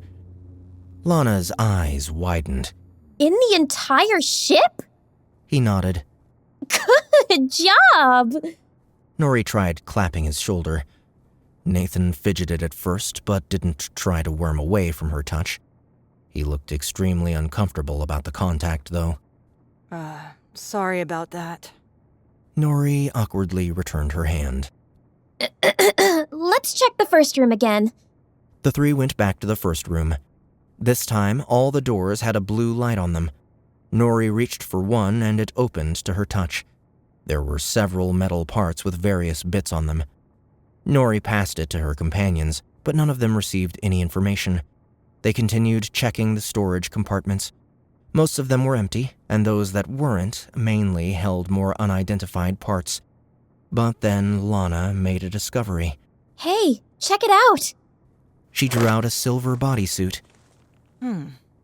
Looks like a spacesuit, but lighter than what our astronauts are using. Here, I got something too. She drew out a metal contraption with a lot of connected joints. Exoskeleton. +2 strength. Prerequisite. Level 5. An exoskeleton? Sweet! And look at the description. If I put it on, I'll be 3 times stronger than I am now. Nori smiled at the enthusiastic youth. Though they'd only known each other for several hours, Lana's openness was starting to grow on her. I think we've looked through everything here. Let's check the next door. You should put on the exoskeleton first. Nori raised a brow. It makes sense. The dark-haired woman insisted. You're the only one of us who can use it anyway, and it's stupid not to take advantage of an asset that could help us survive. All right, I see your point. The tall woman took the metal contraption and tried to put it on. It was easier than she'd thought. The device rotated on its own, opened up, and wrapped itself smoothly around her torso. Arm and leg bracers extended over her limbs, and thin metallic fingers coated her own. Lana took a step back and looked at her in awe. Wow, you look like some sort of futuristic cyber hunter. And a badass one at that. Nori couldn't help grinning. She lifted an arm and the device moved along smoothly, supporting the action. She opened and closed her fist several times, watching in fascination as the contraption followed suit, not hindering her movement in the slightest. This feels great, she said, and reached toward the dark-haired woman. Hey, what are you doing? Lana fumbled backward. Testing. The tall woman caught the shorter one's belt, and with a single grunt, she lifted her in the air. A low mechanical hum sounded as the device engaged to support the extra weight.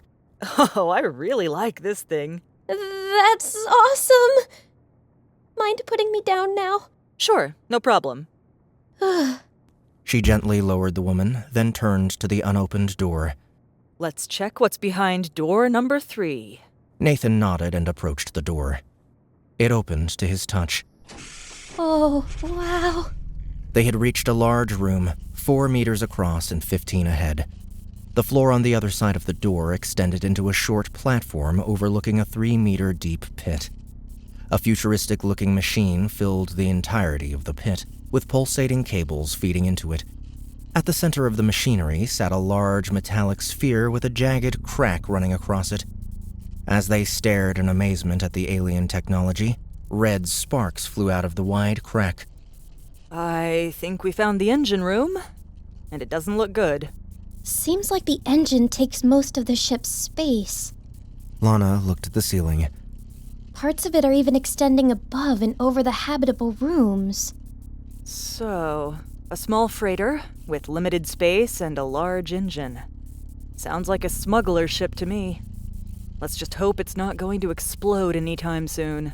It won't, will it? No idea. There's no console here that I can see. Only this large table. Nori pointed at the metallic table. It had weird-looking tools and implements connected to it. To her surprise, a message flashed before her eyes. Workbench. Prerequisite. Level 12. It's a workbench. I'm starting to get the impression that without the appropriate path, everything here will be inaccessible. You might be right. Well, now that we've gone through every part of the ship, what do we do? Let's head out and check the shuttle's exit chute. Lana paled. But that gang might still be out there. Slim chance of that. We've been in here for a while now. They wouldn't stay out in the open for so long. It tends to draw in the warped. That's even worse! What are we going to do if there are more of those monsters out there? Nori drew out the disruptor. Then I guess I'll finally be able to test this baby out. The ship's exterior door opened into the dark night, lowering to the ground and drawing in the 2 warped that were sniffing at the hull. As the 2 monsters approached to investigate the new opening, a shiny silver item emerged from within and a blue ray shot out, impacting one of the beasts and killing it instantly.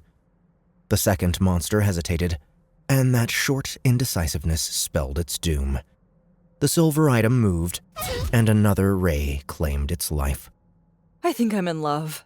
Nori said, looking at her new toy with shining eyes as she came out of the ship to survey her catch. That was amazing! Lana said. Zapped, and 2 warped are goners. This disruptor is crazy powerful. With a few more like it, we could clean up the entire city. Then everyone would be able to leave the shelters and live normally again. That would be something. But I don't see any other crashed ships around here. Or dead aliens. Then we'll just have to find some. Nori said, with a dangerous tone. Lana shifted uncomfortably, hoping the strong woman was referring to more crashed ships, rather than dead aliens. Ugh. Nathan shielded his eyes and pointed at the upper part of the ship. Damn, you're right. Nori's face fell. That opening looks about the size of the shuttle. Part of the hull has become twisted from the impact and is blocking the exit. We'll need something powerful enough to twist it back into shape. You'll need a crane for that. Or something equally powerful. Like a bulldozer. Nori looked down at her hands. A bulldozer? Or a Hummer? Lana's eyes widened as she took the woman's meaning. But didn't you say the gang was dangerous? I wasn't planning on asking for their help. I'm a navigator now, right? I bet I could drive that Hummer just fine. Besides, I have my baby here if we get into trouble. She patted her weapon affectionately. You want to steal from them? That would probably make them angry. Why not look for another Hummer or a tractor? No, something tells me they won't work. I don't know, maybe it's a navigator thing. But I guess there's no harm in checking it out. But before we do... She approached one of the dead warped and nudged it with her feet. Tech extraction commencing. Extracted 0.4 tech. 10% success rate. Faint light streamed from the body toward the three companions. Aww. Lana scrunched her nose. This time I got much less than before. Only 0.6 tech extracted. That's half again what I got. Ugh. Sorry. Doesn't matter. The taller woman lifted her weapon. That choice allowed me to use my sweetheart over here. The total tech count and my status increased to 6, and I need 8 to make it to level 4. I'm still at 5. Nori approached the second warped and nudged it as well. Tech extraction commencing. Extracted 0.4 tech. 10% success rate. She glanced at her status screen. Nori, human, level 3, 6 tech. And now I'm 6 too. Nathan bent down and plucked the 2 teardrop-shaped gems that formed over the bodies. Pi tech 400. Pi tech 300. Huh. So now we have 6,300 pi tech in total. I hope we eventually figure out what that means. I know where Bulko's gang is holding up. You two don't have to come along. God knows that spider thing could have killed you if we hadn't made it into the ship in time. Aside from that, we're about to go against other humans. So, if you want to go back to your hideout, I'll understand. Lana and Nathan exchanged looks. Then the woman looked back at Nori. Oh, hell no. You're not getting rid of us so easily, Missy. Aliens, spaceships, ray guns. We're both in for the long haul. Nathan shifted uncomfortably, then nodded his approval. Nori smiled at her and nodded. Then follow me. The 3 carefully made their way through the abandoned streets. Nori led the way, disruptor in hand and ready to fire. So, I was thinking, Lana said. the disruptor you found seems pretty powerful. Maybe we should just stay here for a while so you can take down a few more warped and level us all up. That's gotta give us an edge, right? Nori thought about it for a moment, then shook her head. We don't know exactly how powerful this weapon really is. Until we have a better grasp on its capabilities, I think it's better to use it defensively. Besides, I'm not sure how many shots are left in it, or even if it can run out of shots. I'd hate to find that out during a fight. You have a point. In that case... She walked over to a white sedan. This car looks in pretty good shape. Want to give it a try? All right. The braided-haired woman said. She walked over to the driver's side and tried the handle. It was locked. With a shrug, she punched through the window. With the exoskeleton augmenting her strength and protecting her knuckles, her fist smashed the glass like it was made of paper. Nori unlocked the door and entered the driver's seat. Nope. I just got a message saying incompatible fossilized fuel component found. Looks like the alien tech doesn't appreciate good old-fashioned combustion engines. Maybe we should try looking for an electric car? Even if we can find one in decent shape, after 6 months, chances are the battery is long gone. But I guess we can keep an eye out for one. Let's go on. They continued walking, constantly taking in their surroundings, and always on high alert against the possibility of encountering more warped. After walking in silence for several minutes, Lana spoke up. Is it just me? Or does anyone else think we're accepting it too easily? Accepting what too easily? This! She motioned around her. The ruined city, the dead masses, the existence of aliens, and the calamity itself. Everything! I mean, it's only been several months since life as we knew it turned upside down and sideways for everyone in the world, but we're just going at it as if it was always so. It feels like we all adjusted just a little too easily. To be human is to be a survivalist. I think we were so used to growing in a civilized society, we forgot our base instinct. For our ancestors, struggling to survive was simply a fact of life. I guess it was always a part of our nature, hidden deep within. And recent events just brought it to the surface. So, that's your answer? It's all thanks to our lizard brain? Nuh-uh. Maybe it could explain the sentiment of people like you, who fight each day to survive. But Nathan and I, and a lot of other people, aren't like that. Everyone just seems a little bit too well-adjusted. You know what I mean? Take me, for example. I've just played around with the controls of an alien ship. I'm excited, sure, but the old me would be lying on the floor, hyperventilating and trying to get her wits together. When you say it like that, Nori looked at the ground. you might be on to something.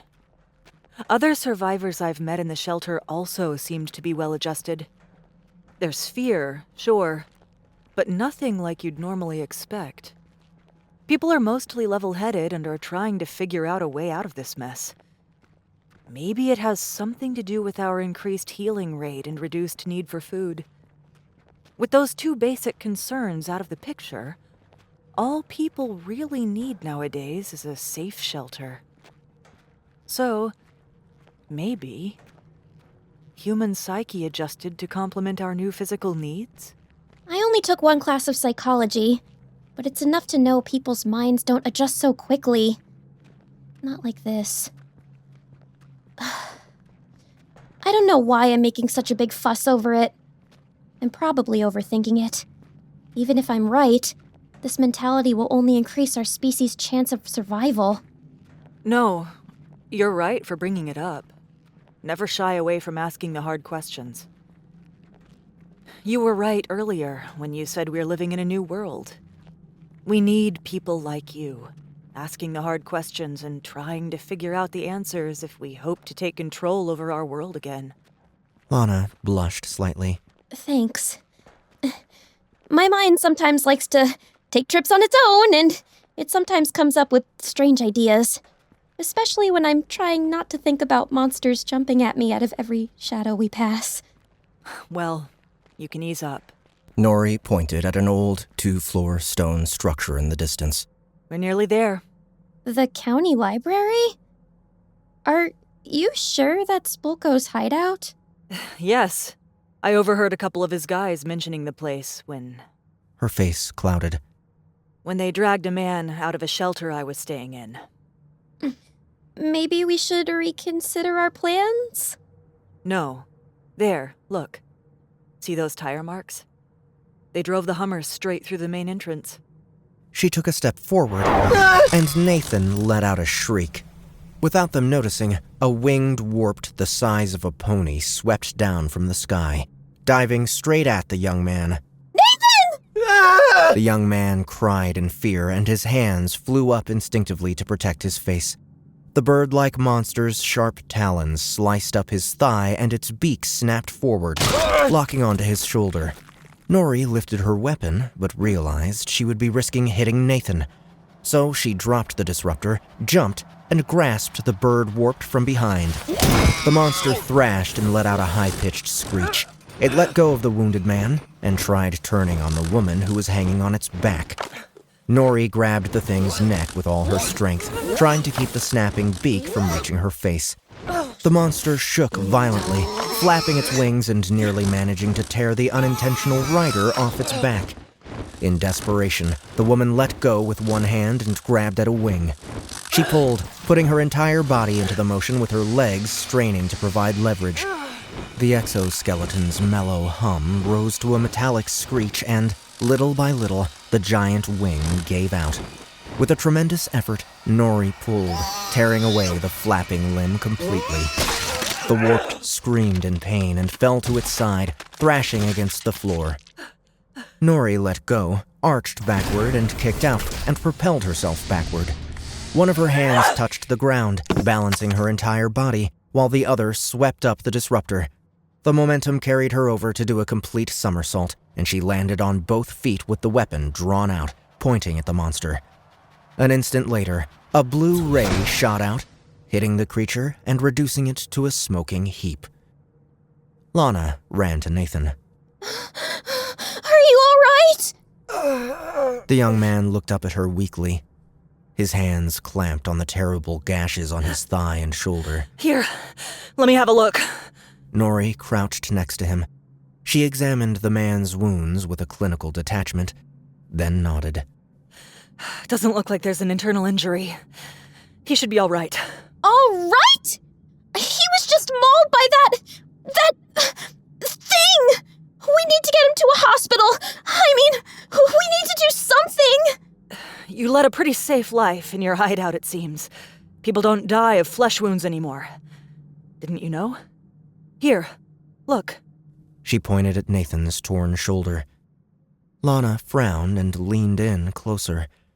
Fine silvery threads rapidly appeared across the wound, sewing the torn flesh back together right in front of her unbelieving eyes. See? He's even healing faster than anyone else I've ever seen before. It's probably because we're no longer level 0. This is insane. Unfortunately, the warped also heal. And they can do it even faster. That's why conventional weapons are so ineffective against them. Come on, loot the body and let's get off the street. We're lucky the fight didn't draw out the gang. Loot the body? Lana frowned. Gamer jargon. Oh. The dead warped provided them with more tech and an additional 300 Pytech, which Nori put in her pouch. She pointed her chin toward an upturned truck. You two go hide over there. I'll try to sneak in. Lana glanced with uncertainty at the impromptu hideout. Then her face hardened and she nodded. Be careful. She bent down, helping Nathan to his feet. His wounds still looked awful, but they were no longer bleeding. The two limped toward the truck, and Nori turned to face the gray building. All the ground-level windows were boarded up, and the only visible entrance was through the front doors. Nori snuck over against the side to avoid being discovered in case someone suddenly came out. The front wall of the library was chipped and full of holes, as if at some point someone had sprayed it with gunfire. As soon as she got close, she heard the unmistakable hum of a large engine. Looking around, Nori found a hole she could peek through. The large Hummer stood in what used to be the library's lobby. The interior wooden doors leading toward the main reading hall were broken and torn off their hinges, but she couldn't see anyone else around. Nori silently walked to the front entrance and tried the doors.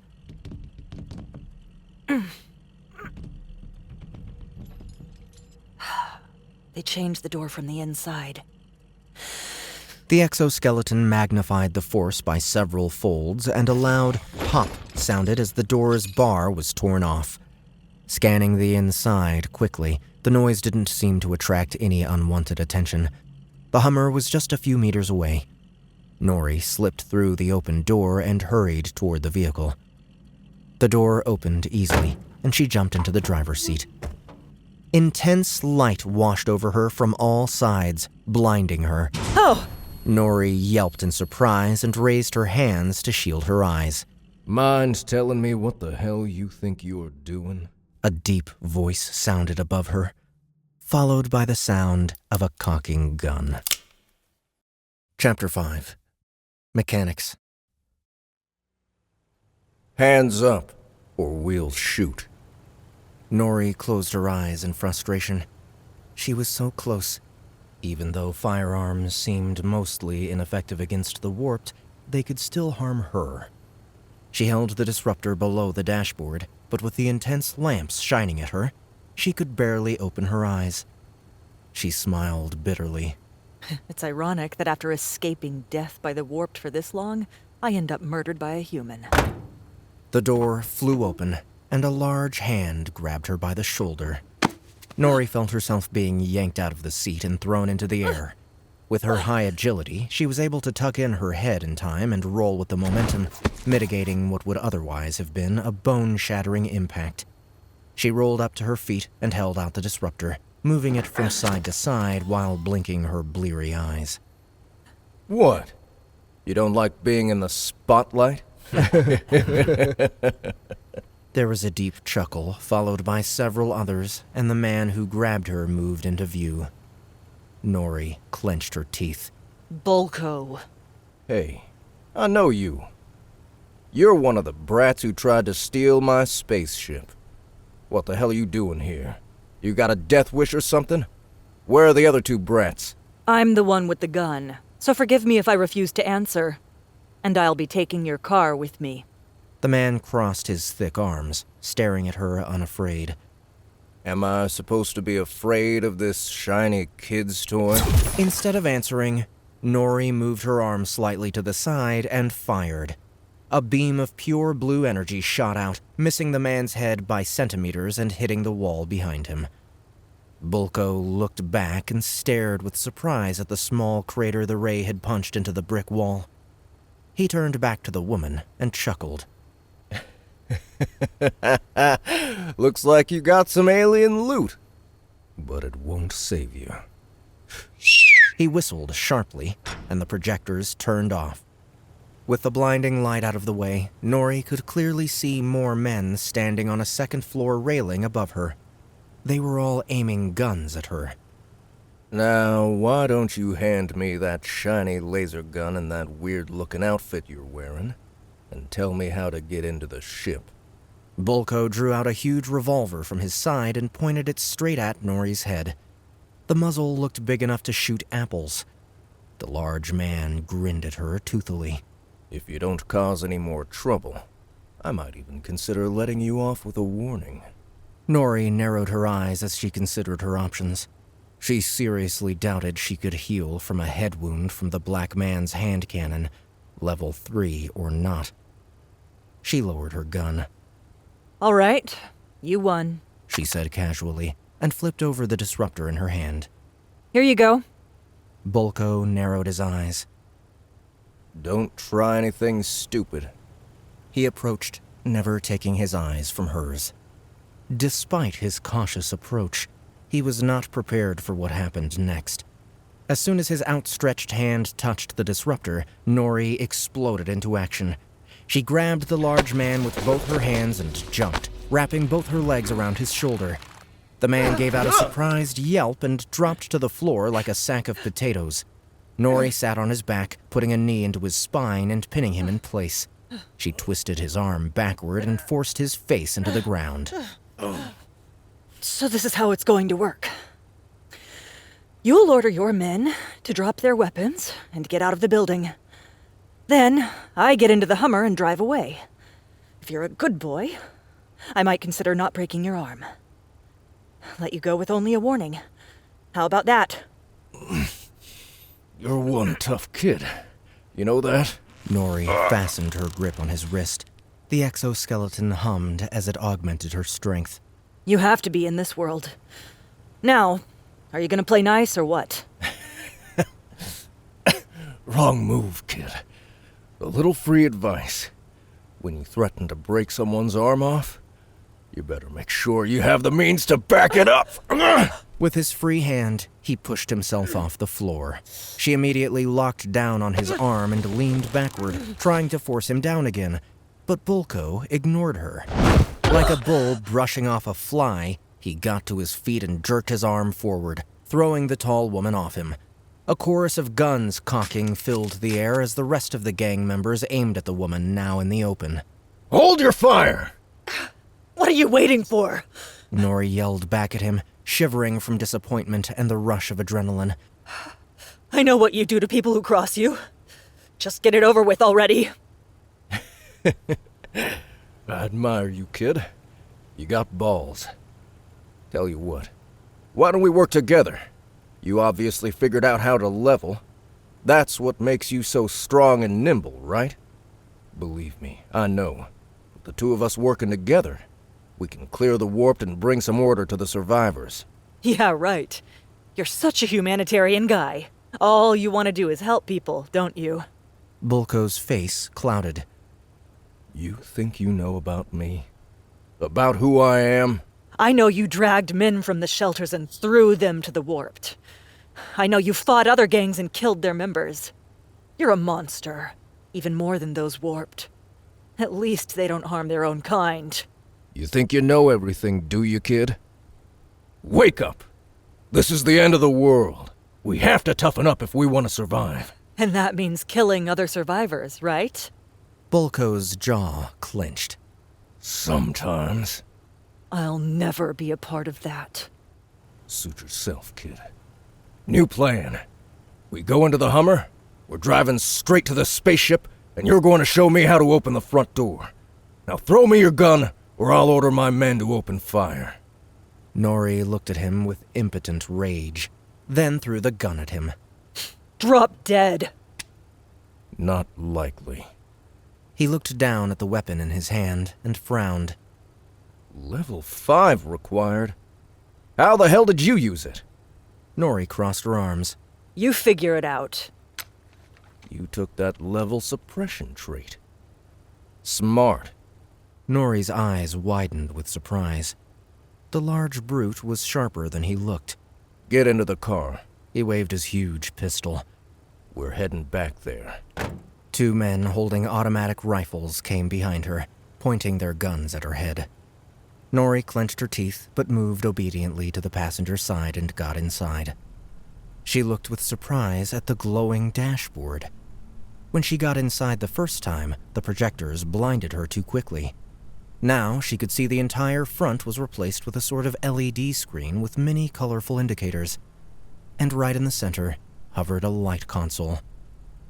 The 2 men got into the back seat while Bulko entered the driver's seat. He followed her eyes and grinned. Like my upgrades? You did this? Nori's mouth dropped open. How? Wouldn't you like to know? The man grabbed the wheel confidently and drove.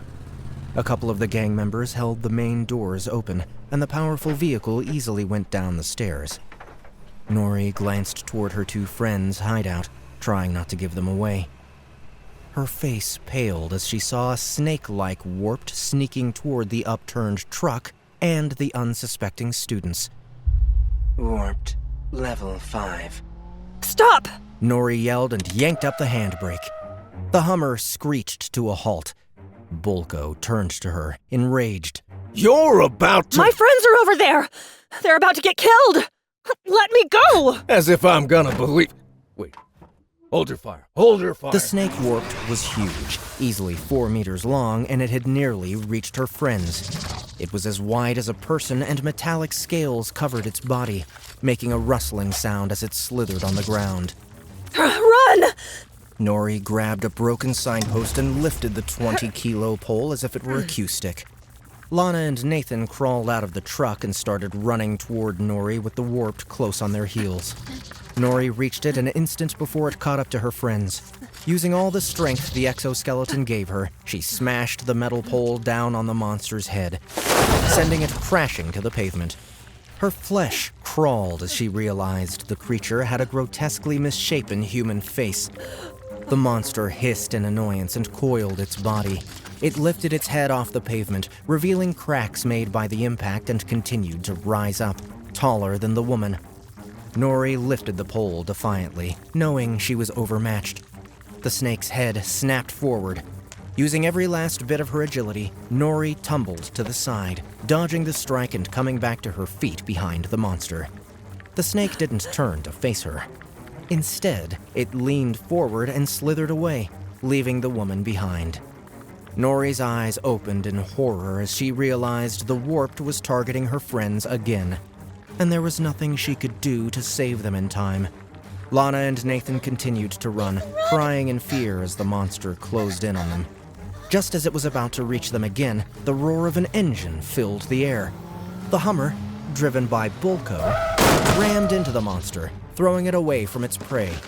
The gang leader reached out the window with his huge revolver and sent bullet after bullet into the entangled warped. The heavy bullets tore large chunks off the creature, spraying the ground with gore. But they might as well have been shot from an air gun for all the good they did. The monster hissed in anger and pulled its crushed parts away from the vehicle, the bullet wounds already closing up. Bulko got out of the car, his eyes glowing red. He was wearing a thick metal gauntlet over one arm. The two other gang members were nowhere in sight. The snake's front half rose again, spitting in anger, and snapped forward to strike. Volko drew his arm back and punched the monster's head as it came at him. The device he wore sprang forward, adding force to the punch, and the snake's head snapped up, then down into the pavement again. The man hit the downed monster again and again, but it recovered quickly and started rising again. The wounds and broken scales were mending faster than the large man could inflict them. Kid, heads up! Volko yelled and threw the disruptor to Nori. The move cost him. The warped snake used the break in the assault and sprang forward.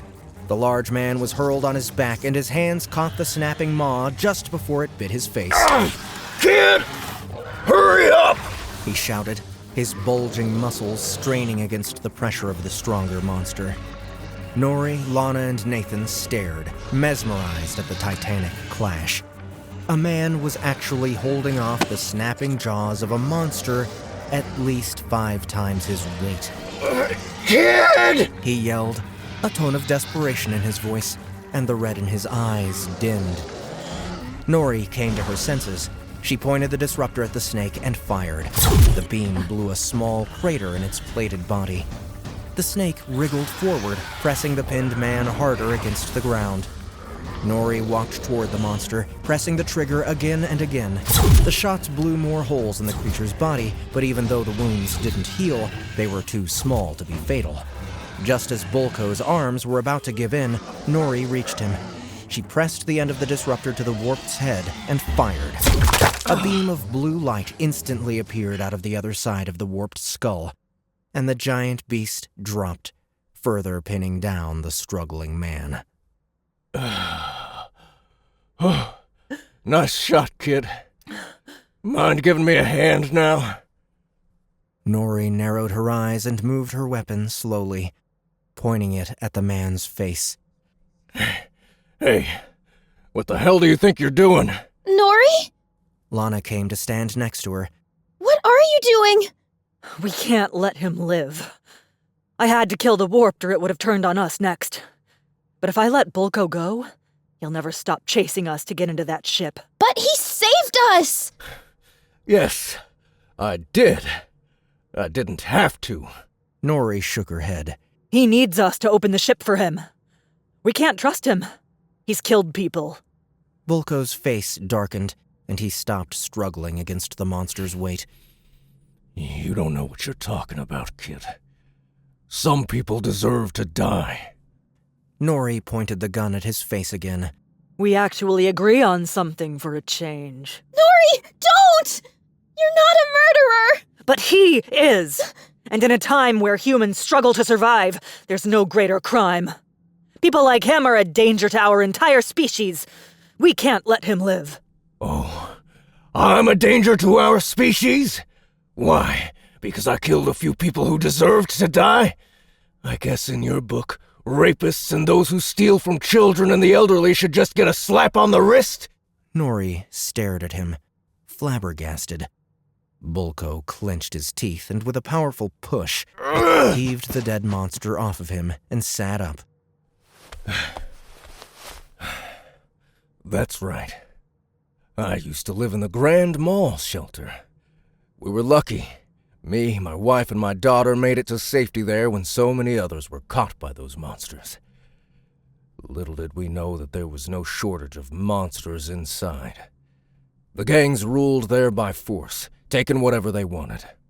Whoever they wanted. Some people thought that meant there were no more rules and they could do as they pleased. A couple of them snuck into our shack while I was away. My wife and daughter were defenseless. But that didn't matter to those bastards. When I got back, I found their corpses. Bloody. Naked. Lana clutched Nathan's hand, her eyes wide in horror. The large man continued, his eyes lost in the past. I asked around and tracked the two who did it. It took me a while, but I beat them both to death with my bare fists. It's funny when you think of it. It's nearly impossible to beat someone to death with a bat, but fists can do the job just fine. So yeah, I killed them. Do you want to call me a murderer for that? Fine, I'm a murderer. I've murdered dozens of scum. You want to shoot me for that? Go ahead. I got nothing to lose anyway. He laid his head back against the ground and closed his eyes. Nori, come on. We got the Hummer right here. Let's just take it and leave him be. Nori's gaze steeled, and her arm steadied. She pointed the gun at the prone man again. And how do you justify running a brutal gang? I've heard stories about you. Anyone who crosses you ends up dead. When I started out, there were dozens of gangs. People who thought they could take whatever they wanted. They banded together and tried to rule over the other survivors. So, I gathered some men who, like me, had nothing to lose, and we fought back. I learned to be ruthless. Reputation matters, you see. Fear is the only thing that keeps the real monsters in check. How did you level up? I got the level up message after killing a bunch of assholes. It seems that even level 0 carry a small amount of tech. It's just a matter of harvesting enough to gain the first level. Once I leveled, dealing with others became much easier. So I started hunting warped instead. It took a little doing, but with the strength I'd gained, I managed to kill a level 1. Those things give way more tech than level 0 humans. I'll tell you that. But taking them down permanently ain't easy. Me and the boys started developing tactics to subdue and kill more warped, and I used the tech I gained to become even stronger. Even some of my men leveled. Though we lost most after we encountered a group of warped a few days ago. You can believe him, miss. One of the gang members got out of the Hummer, rubbing a bruised temple. He was still holding his rifle, but it was pointed at the ground. He's telling the truth. We've all been fighting, trying to force the world to make sense again. But it's hard. That spaceship just might be the thing we need to finally turn things around. Nori, I believe them. Nathan nodded empathically. The tall woman holstered her weapon. Yeah, I believe them too.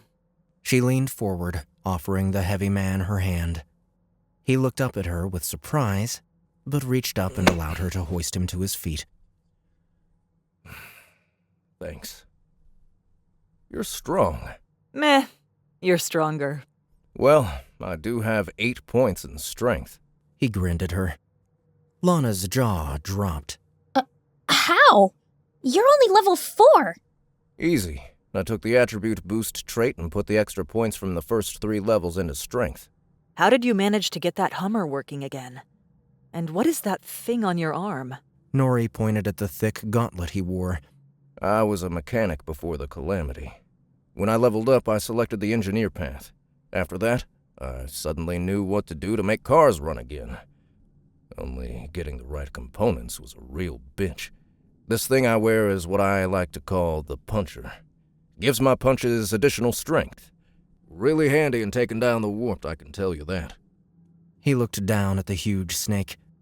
Though this is the first time I've tried taking on a level 5.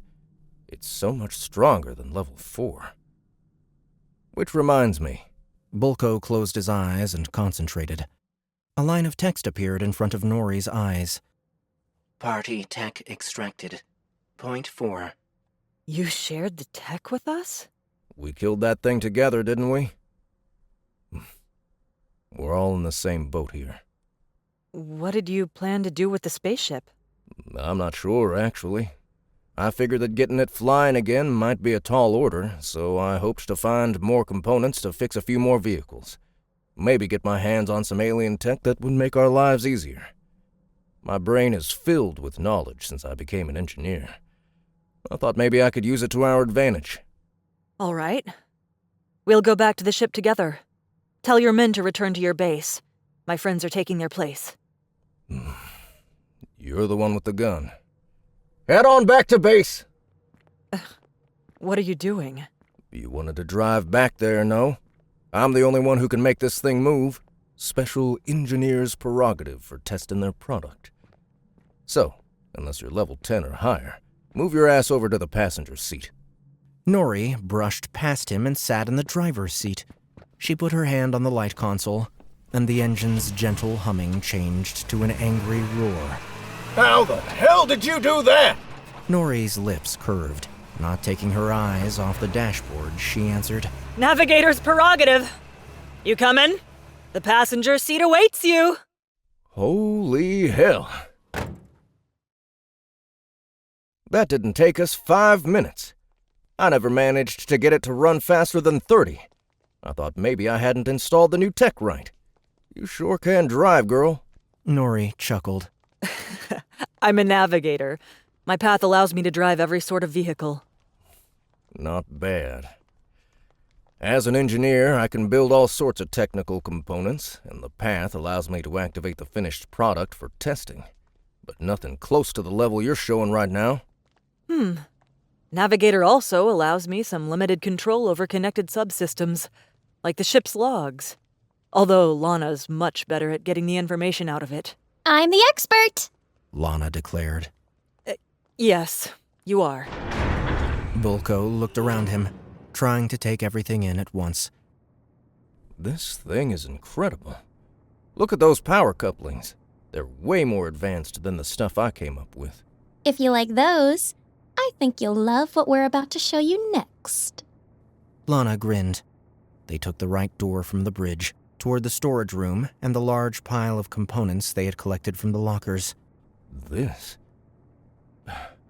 Asymmetric power converters, triphasic sensor arrays, and... wow! A portable precursor regulator. Wait. You're telling me you know what all of this is? Nori gestured at the pile. Well, yeah, sort of. No idea how, but when I look at it, I just know what it is and how to use it, you know? The interface helps, of course. I can see the components' condition, their model version, etc. None of us saw anything like that when we took them out.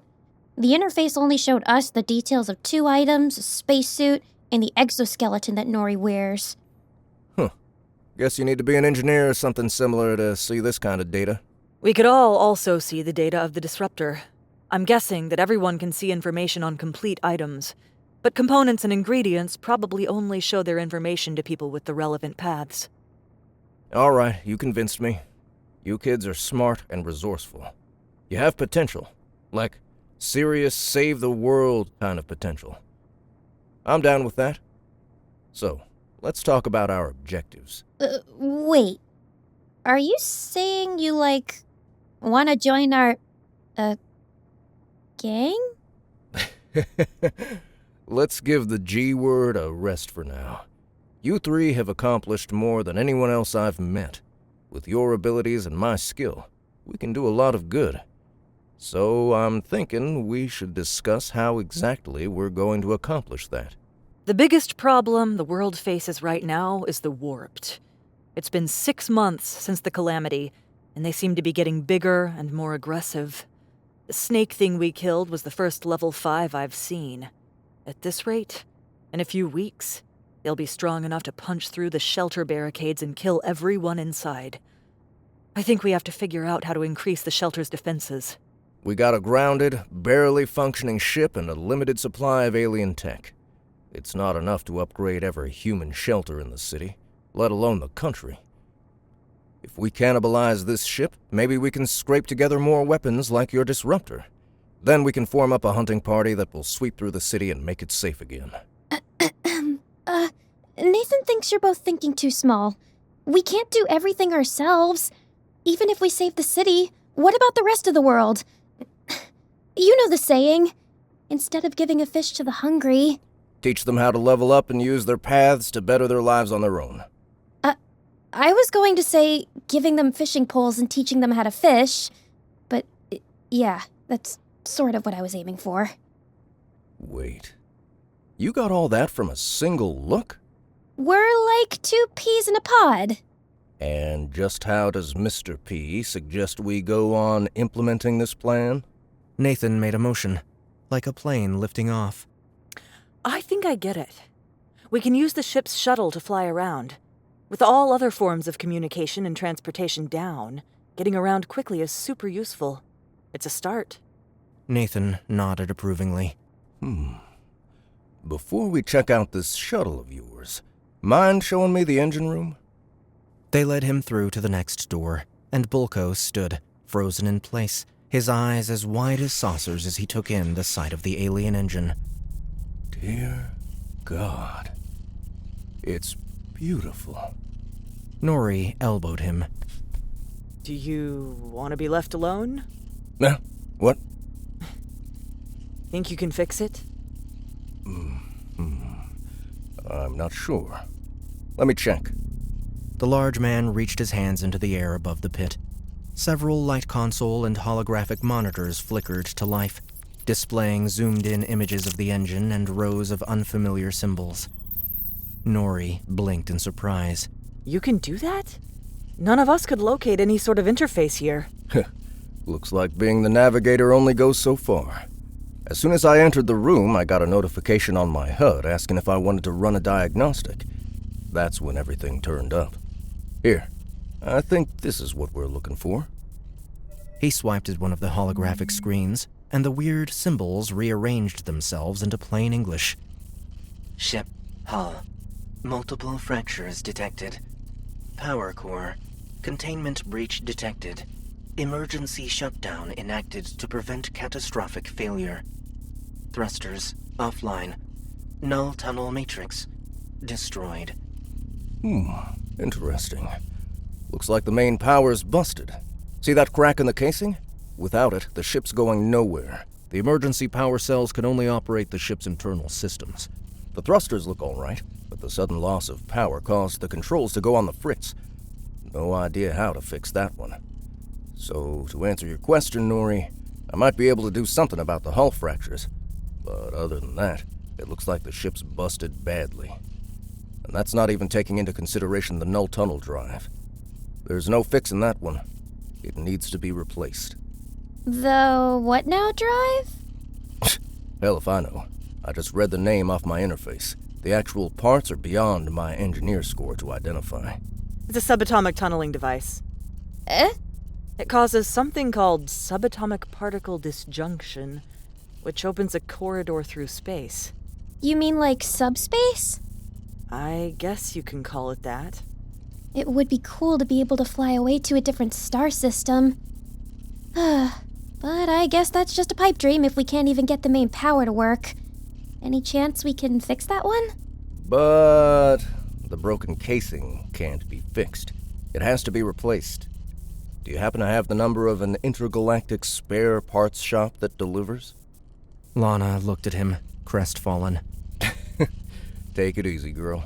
I might not be able to fix the ship, but there's still some good news. He walked over to the workbench and caressed it as if it was a lovable pet. This baby will let me do things I couldn't do with our own technology. Here, check this out. He took the puncher off his arm and laid it on the table. A holographic representation of the item appeared hovering above it. With quick, fluid motions, Bulko manipulated the hologram, causing slender robotic arms to pop out of the table and start tinkering with the device with a shower of sparks. A few moments later, the process was complete. Bulko picked up the puncher and proudly showed them the now much sleeker-looking device. I shaved off nearly 30% of its weight and replaced its spring system with the alien version of hydraulics. The puncher. +4 strength when punching. Prerequisite, level 10. Impressive. Thanks. Let's go check that shuttle of yours. They walked back through the bridge and entered the door leading toward the shuttle bay. Bulko frowned as he noticed the pilot's blue, bristle-covered corpse and looked over at Nori. Is that where you got your ray gun from? Yes. The shuttle's on the other side of that door. The door opened to reveal the shuttle's round interior. Hey, that's interesting. I see an option to upgrade this thing. Upgrade? How? It's hard to explain. It's like in a computer game. A new interface popped up showing me the shuttle and the available components I have to work with. I guess everything you kids found in that storage room counts. At the moment, I can add a mechanical arm to it. Says here it'll have a 2-ton lifting capacity. That could be useful. Let's first figure out how to get it out of the ship. The four went outside and walked underneath the wrecked exit chute. Yeah, this thing's busted all right.